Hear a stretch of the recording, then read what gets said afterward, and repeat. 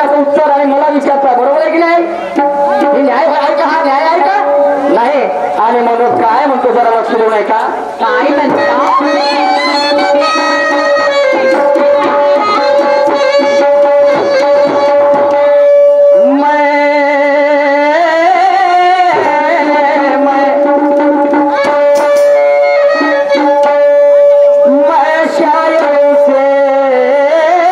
समझता हूँ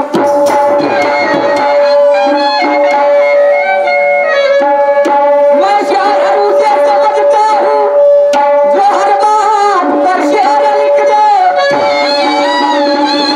और मैं गुरु से मानता हूँ जो हर इंसान को सीख दे।